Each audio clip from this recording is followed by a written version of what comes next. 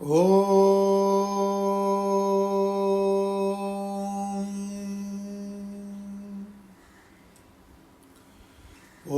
Sahana Vavatu Sahanau Bhunaktu Sahaviryam Karavavahai Tejasvinavaditamastu Mavid Vishavahai.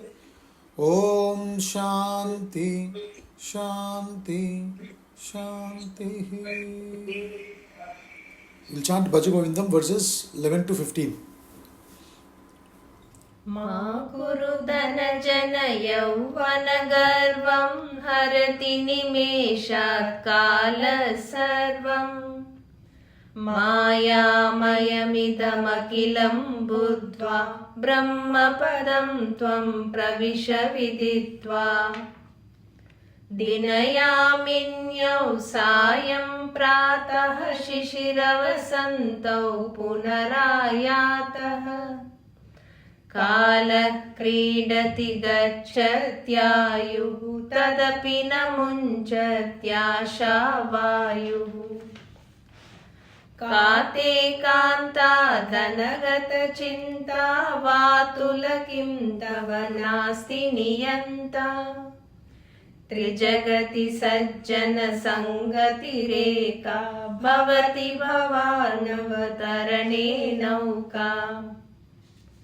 जटिलो मुण्डी लुञ्चितकेशः काषायाम्बर बहुकृतवेषः पश्यन्नपि च न पश्यति मूढो ह्युदरनिमित्तं बहुकृतवेषः अङ्गं गलितं फलितं मुण्डं दशनविहीनं जातं तुण्डम् वृद्धो याति गृहीत्वा दण्डं तदपि न मुञ्चत्याशापिण्डम्.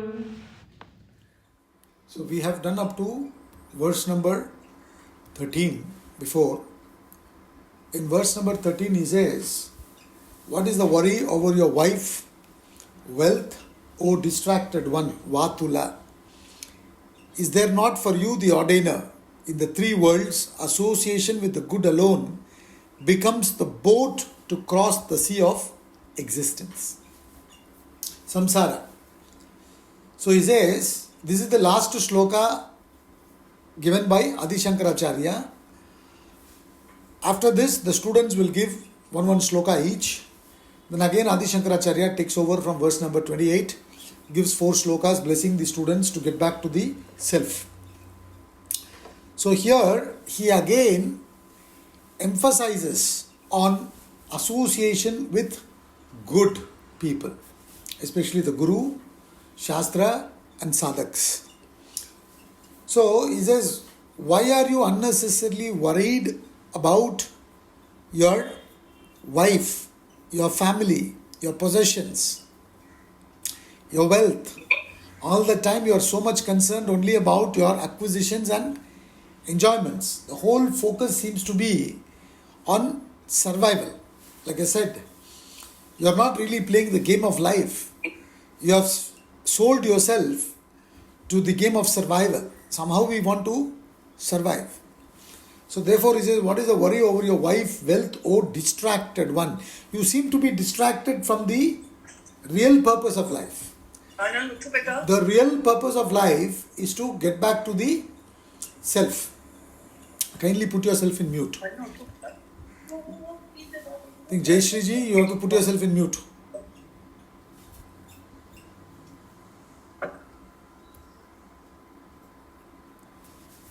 So, we are distracted from our main goal, main purpose. What is the main purpose? The main purpose of existence is to live life totally, and that is possible only when we rise above the mind and realize the self. As long as we are stuck at the level of the mind is something that will oscillate between the past worries and anxieties of the future. So we seldom remain in the present. So you may be physically existing in the world, but mentally be somewhere else. You understand? And that is when you're mentally in something else, you create samsara with reference to that something else. And like that, we have created so much samsara all our life. So therefore, he says, don't get distracted from your main goal. Please think about it. Isn't there an ordainer for you? Just look at this world, how beautifully the cause and effect relationship functions. How meticulously things are taken care of. Isn't there an Ishvara? Everybody gets according to what they have done in life. There's beautiful karma functioning, So that's a proof that there is Ishvara, the Lord, who takes care of the laws. So when he says, isn't there an ordainer, he's asking us to think about this. He's drawing our attention towards the laws of life. Everything is taken care of, maintained by the various laws. So the supreme law is called as the law of causation, which is maintained by the Ishvara. So he says, in these three worlds, in the gross, subtle and causal body, waking, dream and deep sleep states, the best thing that you can do to yourself is to somehow keep association with good, Shreya, at the level of your perceptions, actions, emotions and thoughts. At all levels, you must identify with what is good for you, what will help you to elevate you to the self. Not something that will pull you towards the game of survival.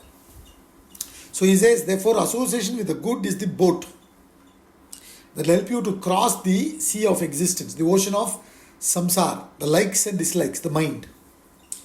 The biggest challenge is the mind. You can never say, I don't care about my mind. Your mind is the one which is not allowing you to live your life totally. In the case of animals, they don't have a powerful mind. They just have a basic mind that according to that they live. They cannot, go into worries of the past and anxieties of the future. So we as human beings have a mind which is more powerful. So we can go into the worries and anxieties.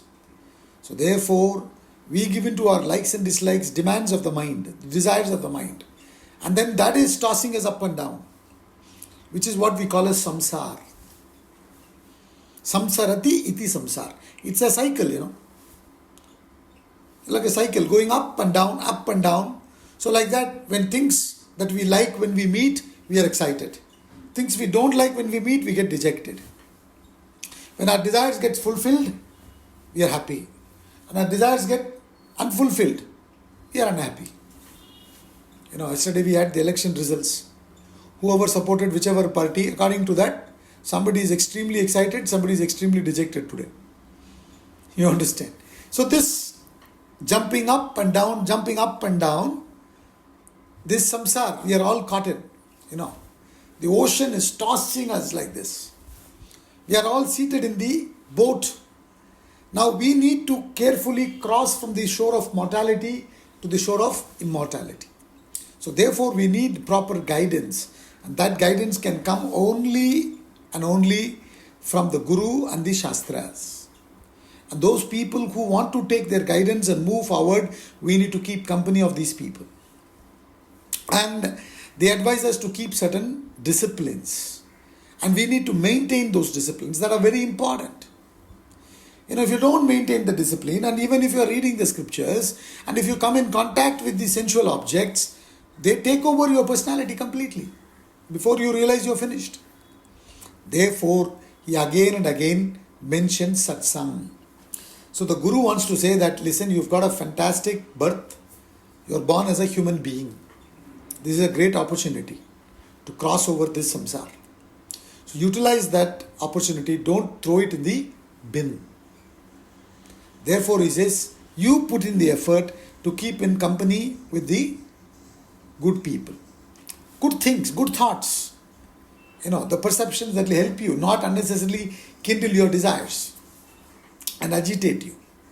So therefore, he says, association with the good alone becomes the boat to cross the sea of existence in the three worlds. In all your experiences, what will really help you is your relationship with the Guru. You must maintain that. That's very important. Next, now 14 to 27. Each verse is attributed to different Sishyas.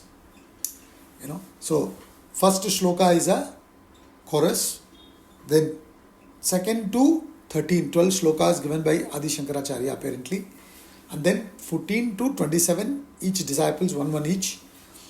And then 28 to 31, again Adi Shankara gives, blessing the students to get back to the self. Now verse number 14.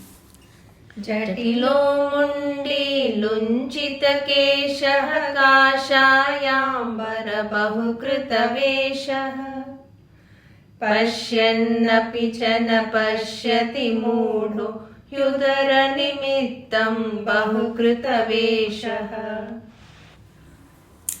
See, verse number 14 is given by one student who is condemning hypocrisy, who is condemning pseudo-sannyasins, false renunciates. Verse number 15 condemns indulgent people. And verse number 16 condemns self-denial. And verse number 17 condemns mechanical, ritualistic followers. You understand? So in other words, the Guru's advice is to be spiritual. To get back to the self, to put in efforts to get back to the self. Through your organs of perceptions, actions, emotions and thoughts, all your efforts should be channelized to get back to the self. For survival purpose, you need to eat, you need to sleep, you need to do this, do that, do whatever. But your priority, your main thinking should be to get back to the self. Now, in this verse 14, a student is saying, one with matted locks, one with head shaven, one with hair pulled out, one by one, one disguised variously with ochre robes, orange colored cloth. A fool, though seeing, sees not. Indeed, the very disguise is for the sake of belly. For the sake of belly means what? Survival. So therefore, he says, a fool who sees, yet he sees not. Though seeing, sees not. See, ochre robe represents what? Fire. The orange color represents fire. It actually represents the fire of knowledge. Due to the fire of knowledge, the ego arrogating self is burnt by the fire of knowledge. That's why when a person takes to sannyasa ashrama, they give up their name, whatever their name could be, they give that away. Like Narendra was the name of Swami Vivekananda, isn't it? So that Narendra he gave up and he took up the sannyasi name which is Vivekananda. They usually add Ananda. Prabhuddhananda, Chinmayananda, Ananda they add. As long as our identification is with the ego, we lose the bliss of the self. We detach ourselves from the ego and identify with the Atma, the bliss of the self starts flowing through us. You understand? Therefore, through the knowledge of the self, they have burnt the ego. Now, Not fully, they just have very little desire, which is to realize the self. Now they are very clear that this body, mind, intellect complex is not really me. I am the Atma. Now I have to establish myself in that knowledge. So I want to dedicate myself for that purpose. So to indicate that to the world and to follow certain disciplines for that, they get into this lifestyle. It's a choice. So when they take up akar rope, they cut off all their association with their family and everything. Bank account, everything. No credit card, debit card, kuch nahi. You understand? They give up the name also. Meaning all the associations with the body, mind, intellect, I am cutting. I have nothing to do with it anymore. Now my association is only with the self. 100% I am going to give myself for the realization of the self. This is the significance. This is the symbolism. This is the meaning. So, a person is physically taking up a rope without understanding all this. What would you call such a fellow? Fool only. Though seeing, he sees not.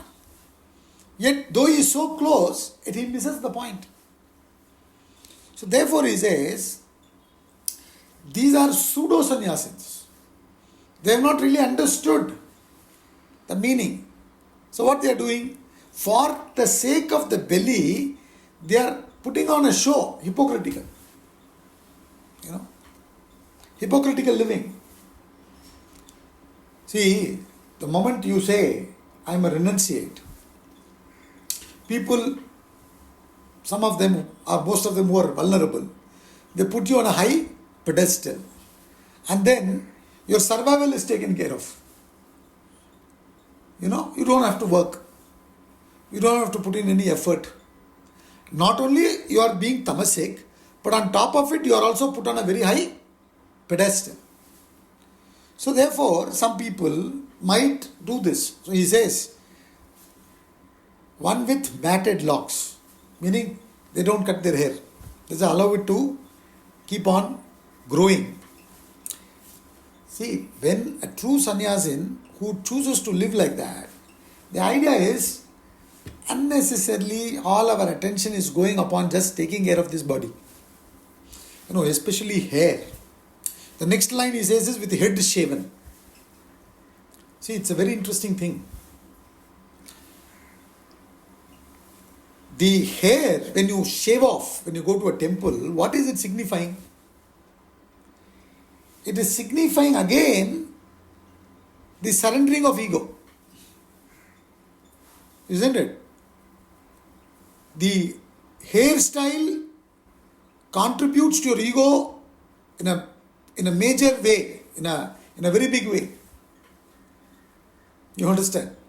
So when a person completely shaves off, what is that? Now some people do that as a style statement, But there, if you see, some people cut the, hair completely, tonsure the head, but they'll keep a beard.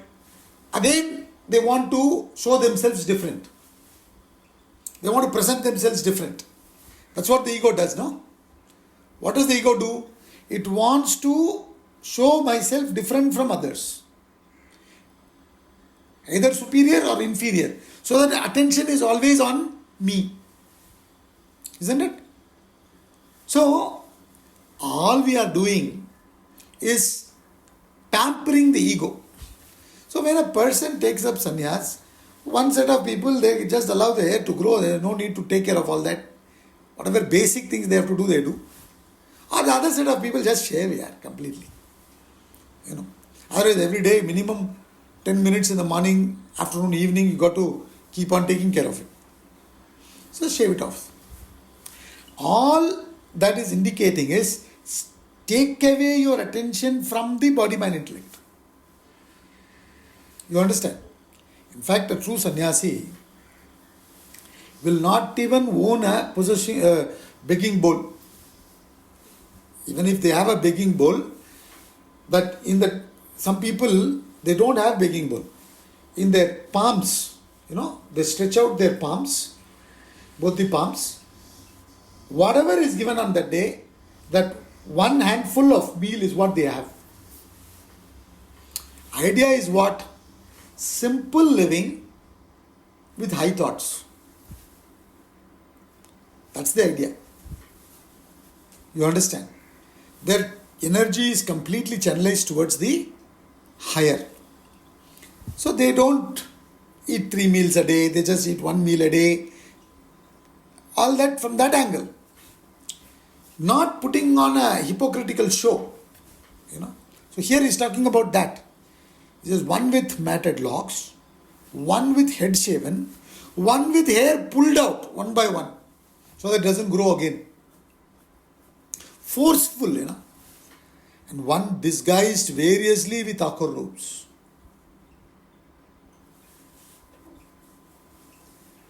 Not really understanding the significance. For the sake of belly, they put on this show. What a fool, what a waste of energy is this. Because you cannot be happy being that way. It will be a very miserable life. Extremely miserable life. Completely dependent. So he says, indeed, the very disguise is for the sake of belly. These are impersonators. Impersonators, Swamiji says, who adopt weird practices to put up a show of religiosity.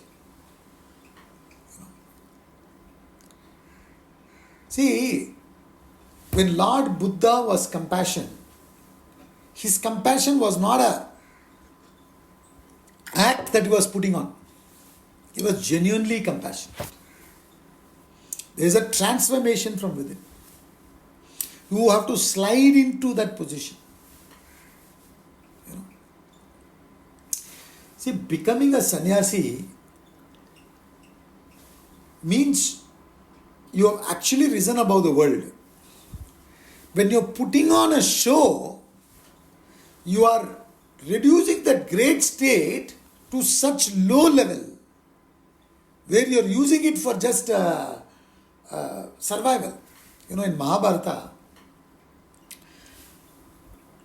Karna was given a weapon by Lord Indra. Lord Indra's son is Arjun. Because when Kunti was invoking Indra, Arjuna was born. So to protect Arjuna from being killed by Karna, Indra goes as a Brahmana early in the morning when Karna is doing the sun prayer. At that time, whatever anybody asks, he'll give. So Indra goes and asks him as a Brahmana, give me your Kavacha and Kundala. Because as long as he has it, he cannot be killed. You understand? And Karna was already cautioned by Surya Bhagavan, who was born when Kunti invoked Surya Bhagavan. If you know the story, Arjuna's mother is Kunti, Karna's mother is Kunti. When she invoked Surya Bhagavan, Karna was born with that mantra that she was given. Therefore, the father of Karna from that angle is Surya Bhagavan. Similarly, when she invoked Indra using that mantra, Arjuna was born. So Indra is the father from that angle. Okay. So Indra has come to protect Arjun. So he is asking that boon.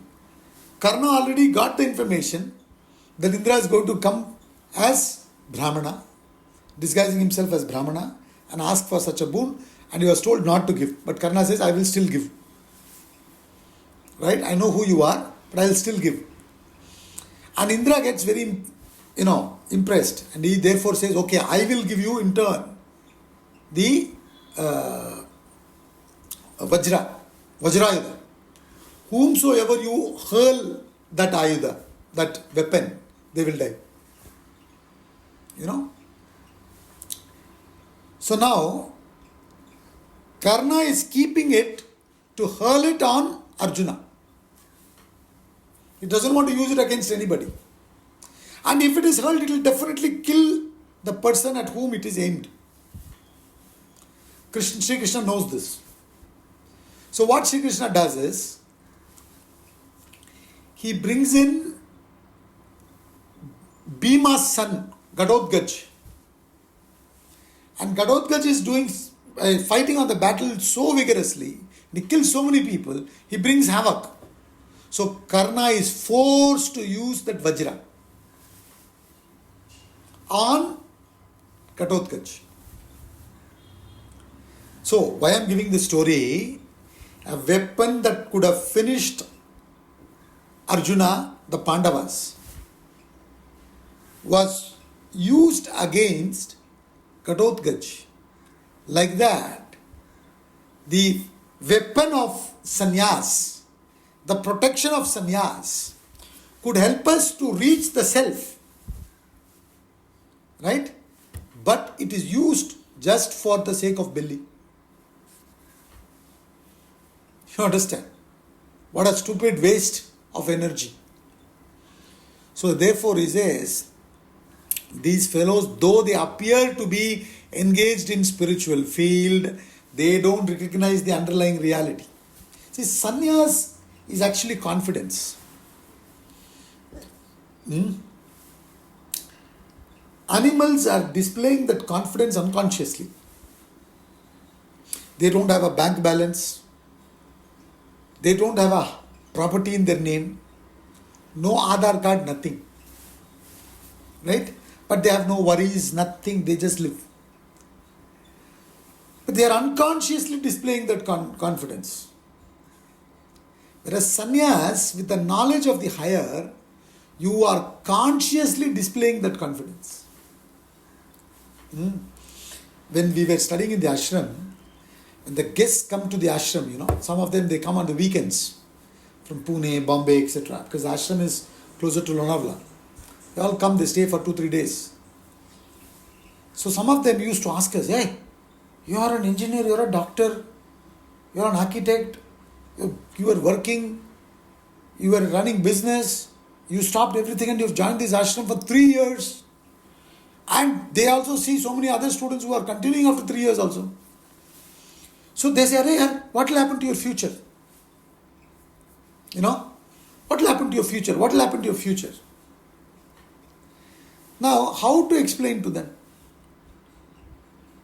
What will happen to your future? How is it that you are able to live without such worry at a very young age?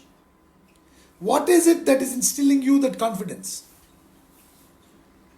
You understand? It is the strength of knowledge that is brought about due to your own independent reflection. Are you with me? As long as you have not done independent reflection, your reliance will be on those aspects of life which are unreliable. Which are all unreliable. See, I don't want to give examples of politics unless it is relevant in a context. Yesterday the election happened. Election happened means results came. Right? Very interesting. There are two different, groups. Right? Contesting one against the other. Now, you see that on their own, a party has not got majority. But as a group that they contested the elections, they have got the majority. Which means what? Naturally, they should form the government. But now, since yesterday and today, what are the discussions? That few parties who contested the elections with them may switch over. Whether they are going to switch over or not, we don't know. You understand? And all these politicians and all the people who generally come on discussions and all that, what they say, in politics anything is possible. There is no permanent enemy, there is no permanent friend. All these dialogues you keep on hearing. And we also know that some people in the past have switched over from this side to that side to this side. All this we know, right? So why am I giving this example is, just now they all were contesting elections together, campaigning together, everything, they were going together in the same vehicle, doing everything. Just the day the results came, what is happening? They are telling us that maybe some people are unreliable or maybe some people are reliable. We don't know. Is that yes or no? So what I'm trying to say is, nothing in this world except Atma, Brahman is reliable. Please understand this. Please understand. When we get married, husband is committed to the wife is committed to the husband to be in their good and bad times always. But nature may have some other plans. Yes or no? As long as they are alive, they may be in their good and bad times. But if nature takes away their life, so what is really reliable? That which is always there, that which is always existing, that which is permanent. That is only Brahman. So sannyas is nothing but a sign of confidence that is brought about by the knowledge of the Atman. You understand? When a sannyasi is going for bhiksha, with his palms, he's asking for something to eat. Whatever comes, he will survive on that. Just one handful of meal he will eat. Now, there is so much confidence that he may get it on a daily basis. And second is, even that which he is getting is not given by XYZ. It is given by the divinity through that XYZ. See, when we also do some good work, help some people, do some charity, we should also understand this. In fact, when we are giving, we should not have any expectations from the people who are apparently taking to be grateful to us. Independently, when anybody is receiving, they should have gratitude.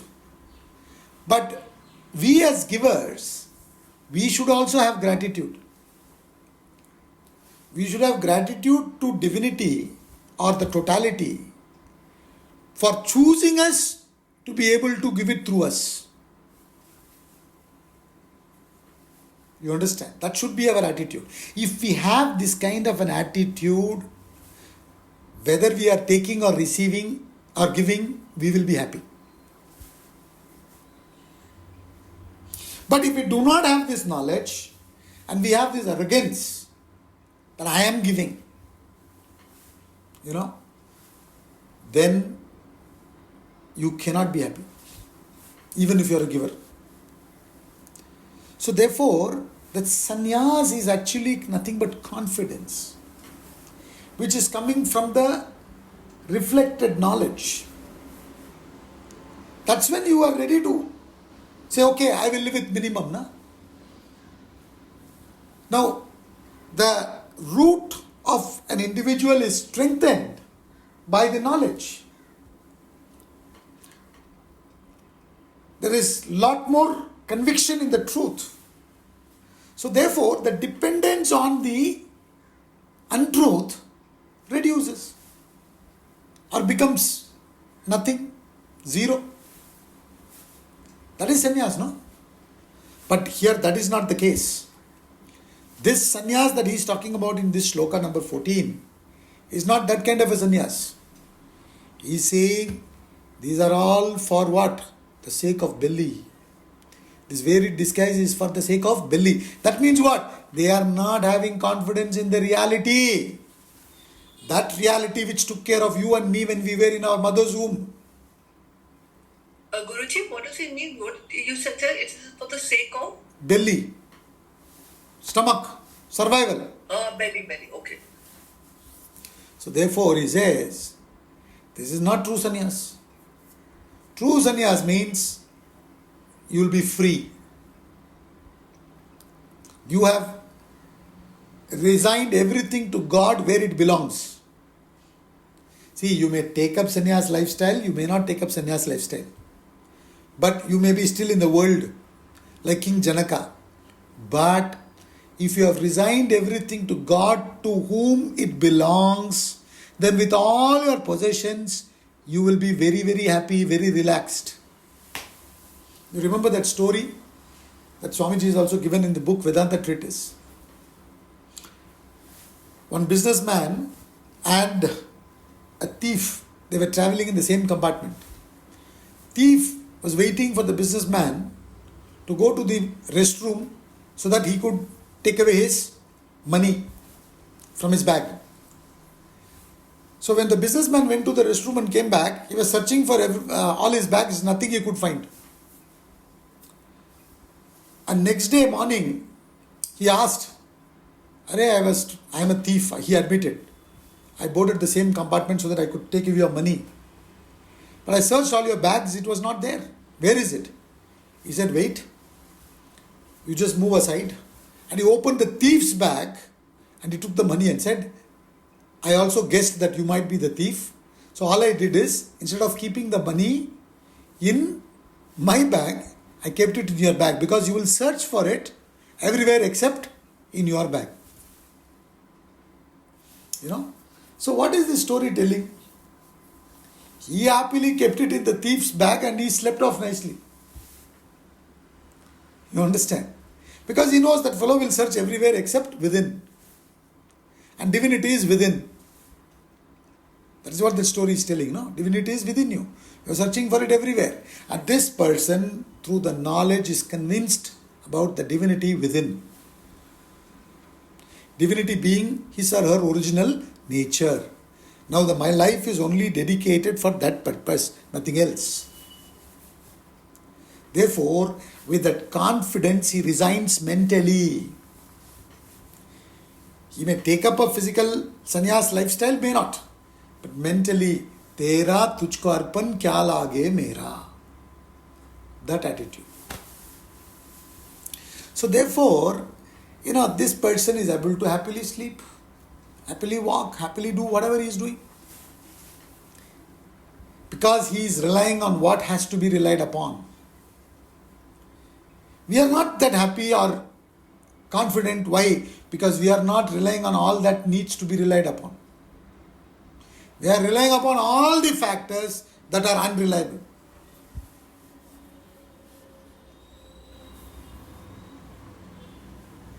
You understand? On the body, mind, intellect. When the body becomes old, you become very sad. Then you will say, how much is that Botox injection cost? You understand? So that I can get that. So that I can remain. And then they will say, Arey yaar, this side effect is there, that side effect is there. Then you will be worried. But, so in other words, why you want to rely on the factors that are essentially not reliable? That doesn't mean you go back home and say, all of you are unreliable. So now there is no more going to be joint account anymore. Please let me make it single account. That is not what we are saying. Mentally you got to understand. That is why he says, a fool though seeing not, he doesn't see. The underlying divinity he doesn't see. See, you are thinking you are carrying all the luggage, all the burden. What you are not understanding is, the burden is carried by the divinity supporting you. The world was, from a relative angle I am saying, the world was before you were born. The world is now when you are born, will continue to be when you are not there. When you, me, everyone is not there. The world is not dependent on any one of us. It will run. Governments will come and governments will go, country will continue. World will continue. Leaders will come, leaders will go, world will continue. Isn't it? So therefore, when you understand that, supposing you are the leader, all of us are in a way leader of the family, right? So you should have that sense of detachment. You should not have that sense of indispensability. I'm indispensable. No one is indispensable. Your world can do without you, without me. Maybe it will be better off. You understand? Nature wants certain things to be established through us. It does it and uses us and throws us. Isn't it? Our body, mind, intellect is used, throws it, goes away. So once we understand this, then the dependence fall. Sannyas is nothing but expression of confidence or independence.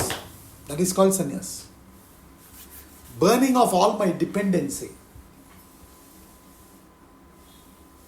That is what sannyas is. So here there is nothing like that. This fellow is absolutely dependent. Is not at all independent. Tremendous dependency is there for the sake of belly. That is called hypocrisy, na? That's why Swamiji says this guy is an impersonator.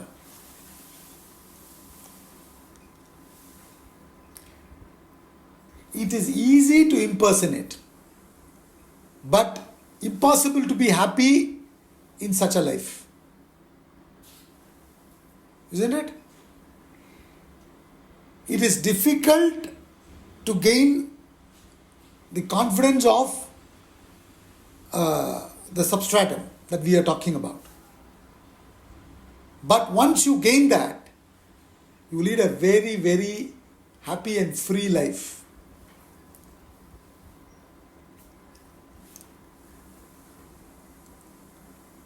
You may be put to a lot of tests when you are speaking the truth, but you can sleep peacefully. But you may lead a convenient life by telling lies, but you won't be able to sleep peacefully. Choice is yours. You understand? What choice is everyone choosing? If you are wise, you will choose the truth, not the untruth. So therefore he says, don't focus on these things. Don't give in to tamas. Sattva is rising. Tamas is stagnation. Please understand the difference. Sattva is rising. Tamas is stagnating. So, in a lifestyle that could help you to rise further to a greater height, you are using it to stagnate and go below. What a fool you are. That's what he's saying. Isn't it? With the Vajra you could finish off Arjuna, but you hold it at Ghatotkacha.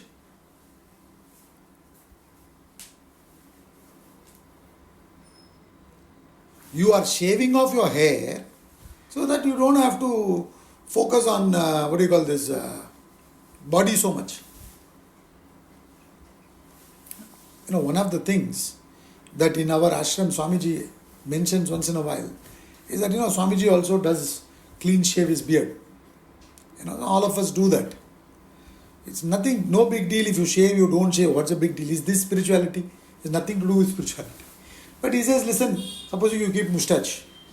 Now you're trimming and somebody says, "Arey, is taraf thoda zyada ho gaya. Us taraf thoda kam ho gaya."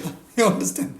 Then you're all the time focusing on that. Just simply shave off so that your attention go to the divinity. Conserve the energy that is getting dissipated in the lower channels and direct it towards the higher. That's the focus. That's the idea. Swamiji always says, standardize your way of living. You have chosen Vedanta. You want to do this full time. Then what kind of clothes you wear, standardize it.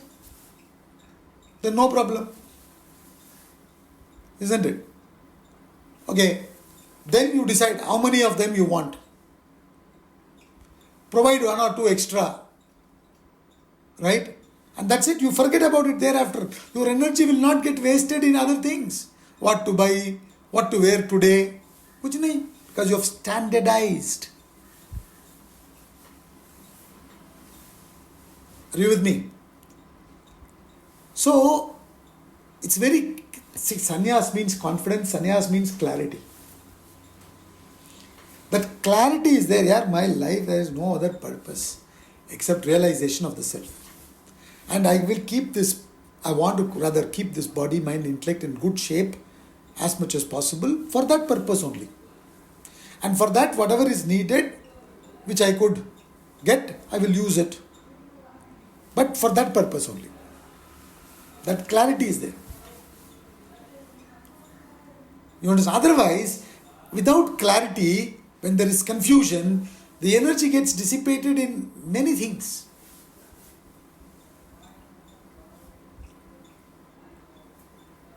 Supposing you are not sure, then what will you do with the money that you have earned through your hard work? You have converted your physical energy and you have earned some money. With that money, you will have 5 different things. Isn't it? So there is no clarity, there is only confusion, that's why. So when he says head shaven, or matted locks, or pulling the hair one by one, all this is signifying what? Cutting off the unnecessary extra focus on the body, mind, intellect. So the available energy is focused on the higher. To get rid of all the distractions. You understand? To get rid of all the distractions. When a sannyasin is there, he is announced to the world also that he is not interested in all these things. So the world is also not going to invite him for that.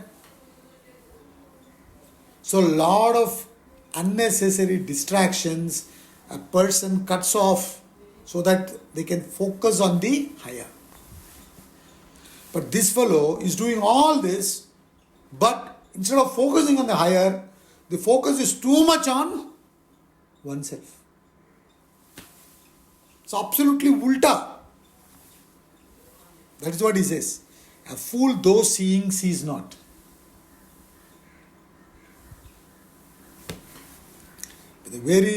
All these various disguise is for the sake of belly, for the sake of survival.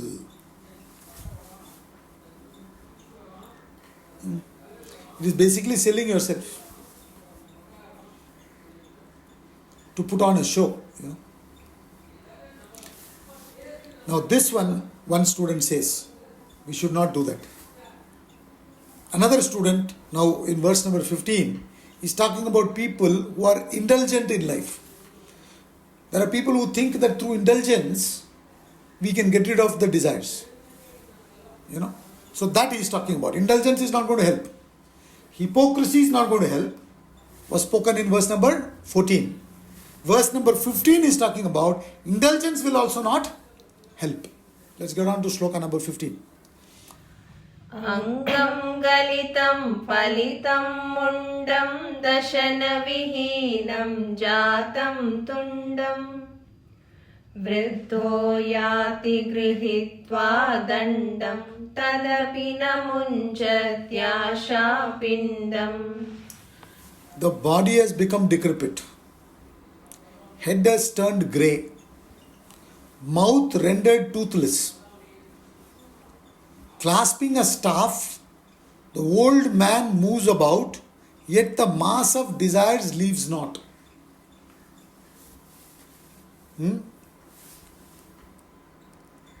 See, I have always mentioned in the class about these 2 important words. One word is called childishness. Other word is called childlikeness. Right? What verse number 14 said is, a sannyasin who should be childlike, but by putting on an act of sannyas, instead of being childlike, remains childish. Correct? Similarly, here also he says, A person has all his life lived indulgent life and has now become old also. Right? Yet they have not become childlike. They are still remaining childish. So in other words, they have only become old. They have not become grown-ups. They have not grown up. They have just aged. That's all. So in other words, the purpose of life is to realize the self. What is covering the self? Desires. God plus desires equals human beings. Human beings minus desires equals God. So the purpose of life is to rise above desires.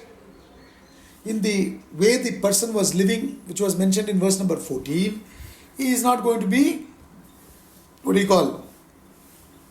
desire free.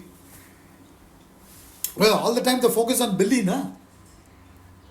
All the time when the focus on belly, they are going to be increasing more and more desires. Right? So that person also doesn't rise above desires. Now in 15, he's talking about a person who is indulging, who is led an indulgent lifestyle and has now become old. The desire is there, but the body is not cooperating. Right? The desire is there, but the body is not cooperating. Yes. Could you repeat, please, Guruji, what you just said again? What I'm saying is, when a person lives the life of indulgence, right, and has become old now, but all along has lived the life of indulgence, trying to just fulfill the desires, nothing else. Now they have become old. The body is not cooperating, but their mind is craving for more. The desire is not reduced, in fact, it is increased. Is that clear? The desire is not reduced, it has increased. It is just that the body is not helpful anymore. If they can get such a body, they'll again get back. Some people may even sit and philosophize. But they're not really philosophical in their outlook of world. It is just that they can't do anything. So therefore they'll say, kya hai? Isme kya hai? Usme kya hai? So he says, the body has become decrepit, head turned grey, mouth rendered toothless. All these are indicating indulgent lifestyle. Clasping a staff. See, when you go on indulging, what will happen? Your body will first of all become weak. Your body will become weak. See, if you maintain a regulated lifestyle, you can even enjoy the sense contact for a long period of time. But if you lead an indulgent lifestyle, you won't be able to enjoy the sense contact for a long time. Okay. Number one. And number two, mind will be craving for those sense objects more and more.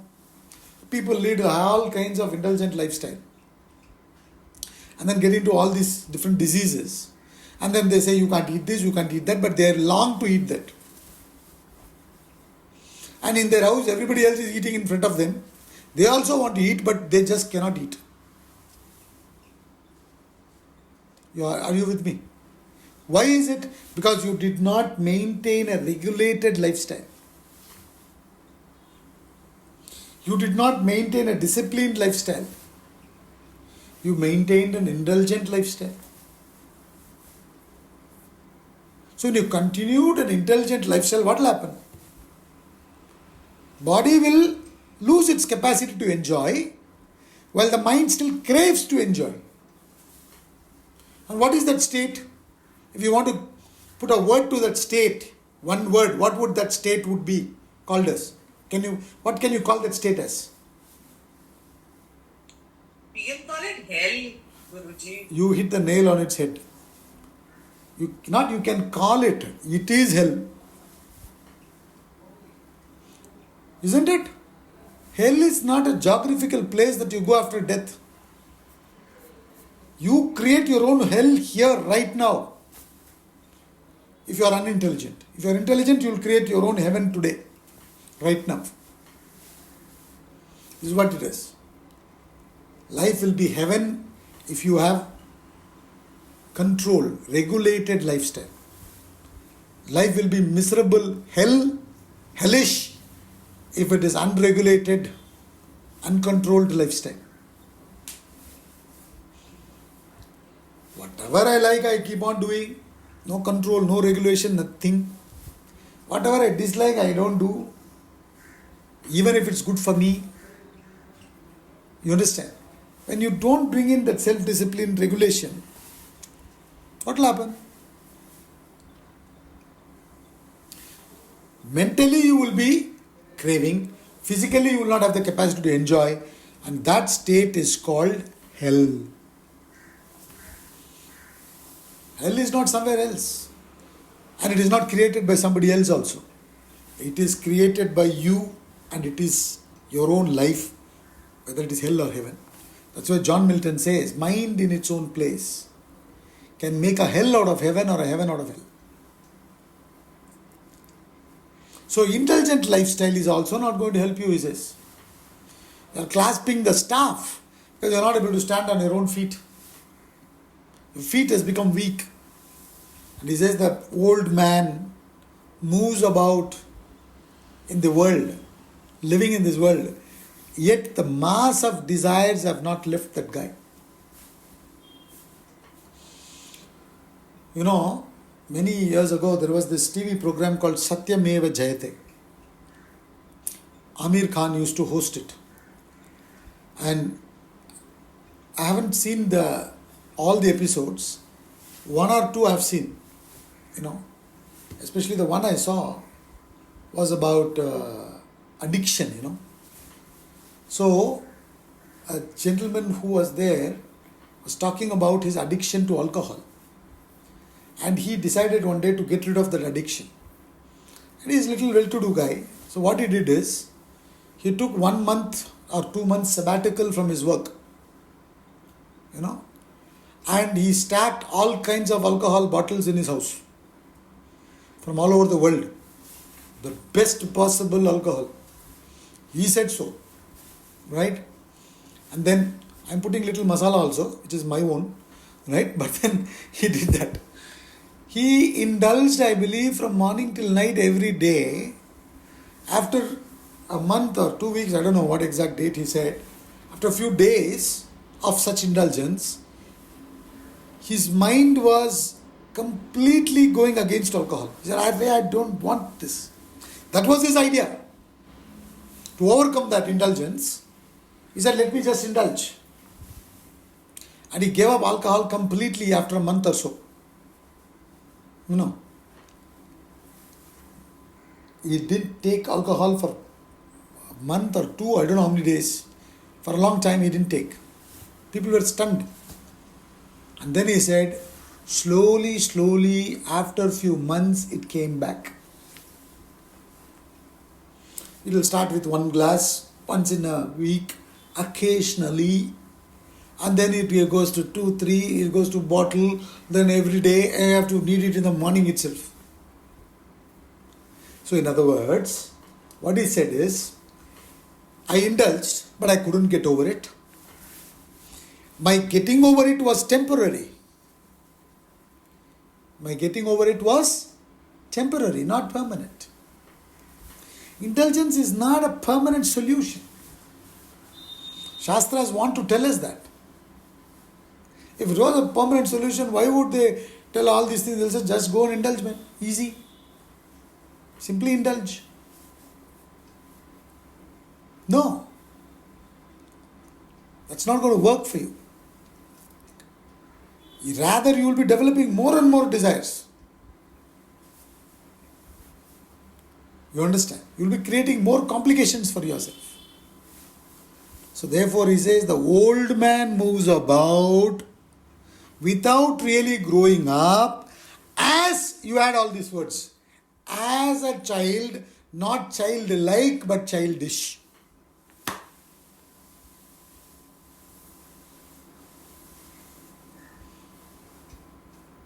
When you were living this life, contacting the world, you should have got that wisdom to be independent of it.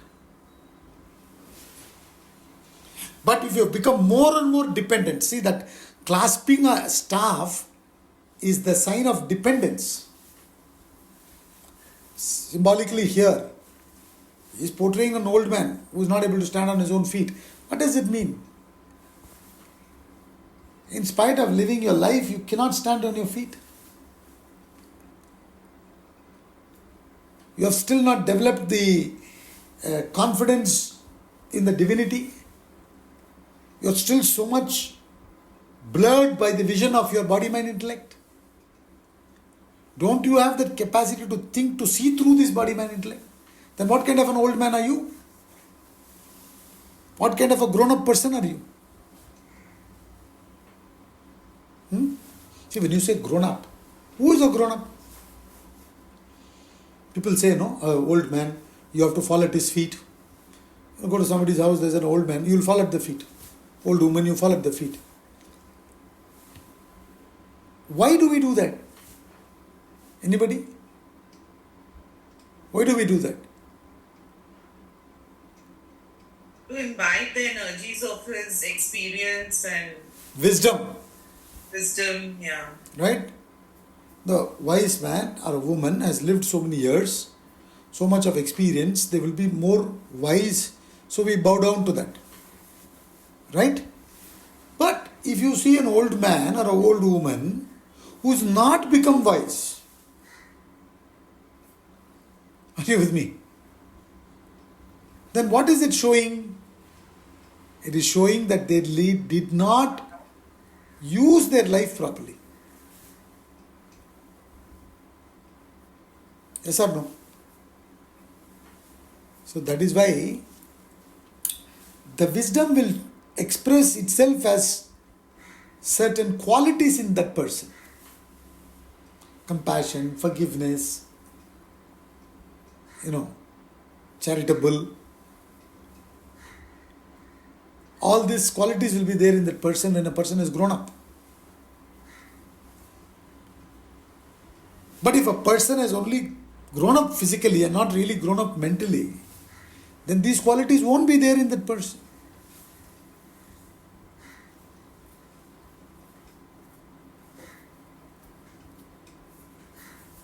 And that is why he says, your purpose of life is to get back to the self, for which you need to rise above the desires, but by indulgent lifestyle you cannot rise above the desires.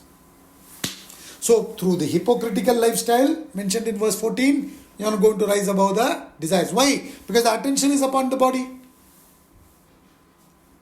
When you are indulging, where is the attention? Body. And as you think, so shall you become. You are not thinking about the divinity. The lifestyle that you follow should help you to think of the divinity, or at least should not come in the way of your thought on divinity. Otherwise it's a waste.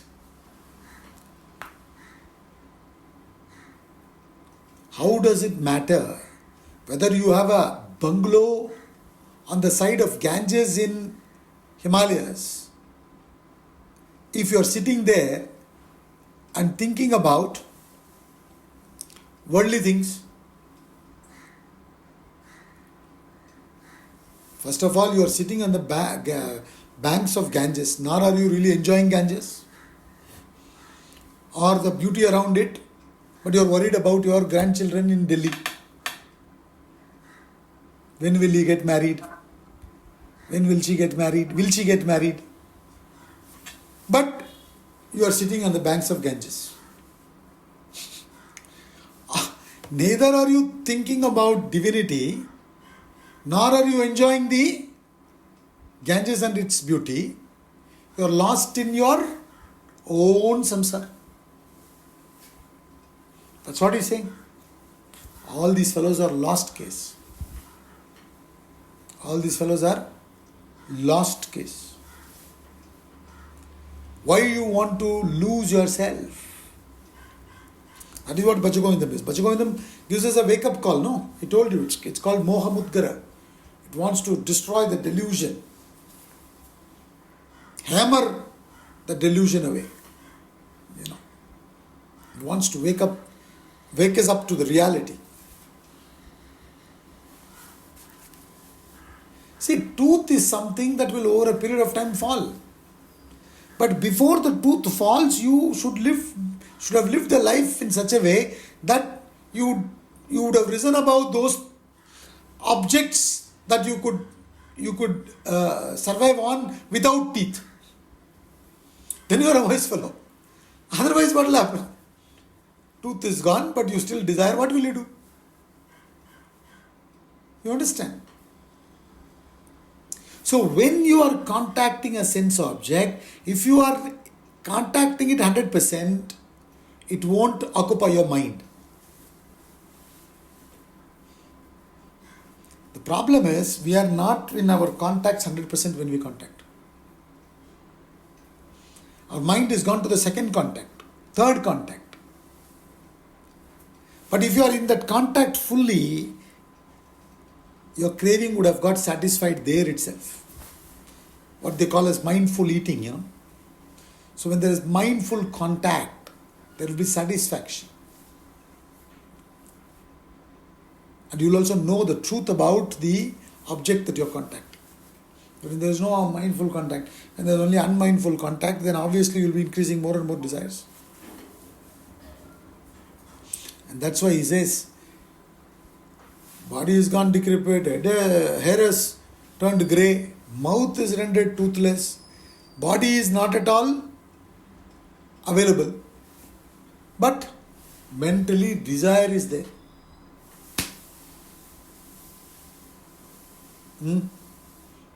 In a way, a fellow sitting there and trying to memorize the grammar rules.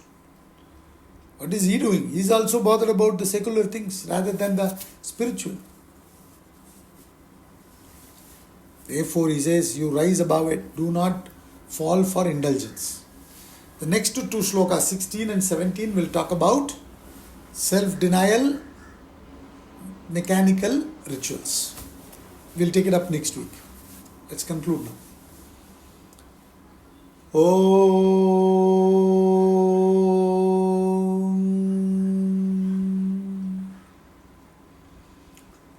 Om Purnamada Purnamidam Purnat Purnamudachyate Purnasya Purnamadaya Purnameva Vashishyate Om Shanti Shanti Shanti Om Kayena Vacha Manasendriyairva Buddhyatmana Va Prakrite Swabhavat Karomi Adyad Sakalam Parasmai Narayana Yeti Samarpayami.